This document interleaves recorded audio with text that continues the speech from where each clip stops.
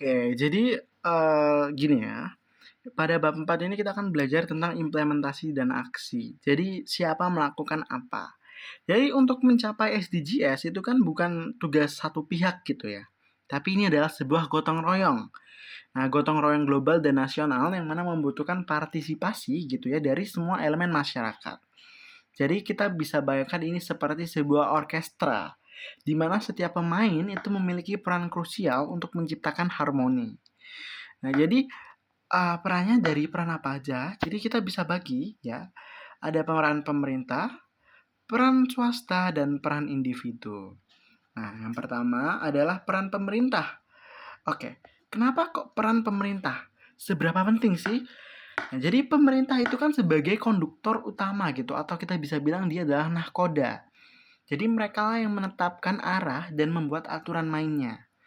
Jadi serta mereka lah yang harus memastikan gitu ya bahwa ya semua semua itu bergerak menuju tujuan yang sama begitu. Nah, jadi apa yang harus dilakukan? Jadi seperti contohnya kalau pemerintah itu seperti pemerintah melakukan hal-hal yang seperti membuat regulasi dan alokasi anggaran gitu ya. Jadi harus menciptakan undang-undang yang mendukung SDGs gitu. Misalnya UU energi terbarukan gitu ya, undang-undang energi terbarukan, terus mengalokasikan anggaran pendapatan dan belanja negara seperti APBN untuk program-program yang relevan gitu ya, seperti untuk pendidikan, kesehatan, dan infrastruktur hijau. Lalu yang pasti juga ada sektor dari swasta. Oke, jadi kita bisa bilang bahwa sektor swasta ini adalah mesin ekonomi dan inovasi kita gitu ya. Tanpa keterlibatan swasta, sumber daya dan skala yang kita butuhkan itu untuk mencapai SDGs itu nggak akan cukup. Oke, apa sih yang dilakukan swasta? Nah, jadi swasta ini dia tuh mengadopsi model bisnis yang berkelanjutan. Jadi beralih dari pola pikir yang awalnya cuma mikir hanya cari untung gitu ya. Tapi mereka beralih pola pikirnya ke model people, planet, and profit. Jadi menggunakan energi bersih di pabrik gitu ya. Terus memastikan bahwa upahnya itu layak bagi karyawannya. Mengurangi sampah plastik dalam kemasan produk. Nah, jadi swasta ini kita bisa bilang dia itu adalah mesin ekonomi dan inovasi kita. Nah, selain itu juga kalau kita lihat inovasi-inovasi swasta itu memang perlu diakuin sangat baik gitu ya dibanding dengan pemerintah. Sebenarnya karena apa? Karena pemerintah adalah nakodanya, berarti swasta itu adalah sebagai ya mesinnya gitu kita bisa bilang ya. Nah, terus ada apa? Nah, ada individu. Nah, individu ini adalah peran masyarakat sipil dan akademisi gitu. Jadi kelompok ini itu adalah penjaga nilai, pengawas, dan pusat pengetahuan dalam masyarakat. Nah, seperti apa yang dilakukan masyarakat sipil gitu, LSM atau ormas atau komunitas. Nah, yang pertama, mereka harus melakukan advokasi dan pengawasan. Jadi menjadi anjing penjaga yang memastikan pemerintah dan perusahaan itu menepati janji mereka terkait SDGs gitu. Jadi mereka menyuarakan isu-isu yang terabaikan gitu ya. Contohnya seperti WALHI untuk lingkungan gitu, terus LBH untuk akses pengadilan.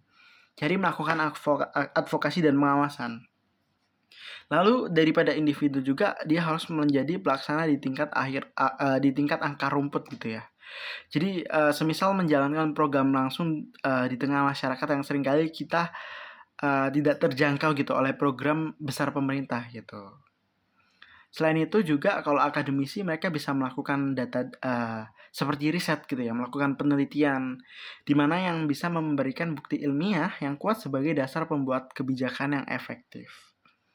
Gitu. Oke. Oke, peran individu seperti itu lalu oke, sorry tadi di sini tadi peran tadi yang sini tadi adalah peran masyarakat ya, sorry. Masyarakat dan akademisi. Nah, baru yang sekarang adalah individu. Oke. Individu. Kalau ngomongin tentang individu itu berarti apa? Oke, kalau ngomongin tentang individu berarti adalah peran kita, peran Anda semua.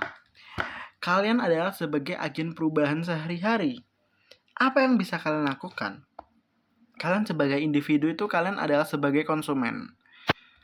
Sebagai konsumen berarti Anda itu harus memilih produk dari perusahaan yang kalian tahu. Nah, jadi kalian harus menerapkan praktik berkelanjutan seperti mengurangi plastik sekali pakai, harus hemat listrik dan air, dan jangan membuang makanan sembarangan gitu. Jangan buang-buang makanan lah intinya ya, karena banyak orang yang tidak bisa makan, bahkan kelaparan gitu. Dan kalian individu adalah sebagai warga negara. Nah, apa maksudnya sebagai warga negara? Nah, jadi sebagai warga negara, kalian harus cari tahu informasi tentang SDGs. Gunakanlah hak suara kalian untuk memilih pemimpin yang peduli terhadap isu-isu berkelanjutan. Jadi kalian harus ikut serta dalam seperti halnya dalam diskusi publik, kalian harus ikut berpartisipasi begitu. Nah, kalau kalian sebagai profesional, ya profesional itu apa? Profesional itu adalah pekerja yang terampil gitu ya, yang memiliki ilmu, yang memiliki knowledge ya. Nah, kalian harus menerapkan juga prinsip keberlanjutan. Seperti halnya seorang arsitek itu bisa merancang bangunan hijau, seorang akuntan juga bisa mempromosikan pelaporan keberlanjutan perusahaan. Jadi intinya harus sustain ya, harus berkelanjutan. Nah, seperti itu. Dan mungkin kalau kalian sebagai anggota komunitas, ya sebagai anggota komunitas, kalian harus bisa bergabung atau memulai gitu ya, inisiatif lokal. Nah, maksudnya apa? Kalian harus bergabung dan memulai misalnya seperti aksi bersih-bersih pantai di Surabaya itu kan ada. Terus menjadi relawan pengajar atau bahkan memulai bank sampah di lingkungan Anda sendiri gitu. Oke. Jadi kurang lebihnya ini siapa yang melakukan dan apa, dan tadi ada revisi ya bahwa yang nomor 3 ini adalah masyarakat dan akademisi. Makanya tadi untuk akademisi saya sempat singgung tentang riset gitu ya untuk akademisi. Oke. Oke, kurang lebih seperti ini. Kita bisa lanjut kepada bab 5.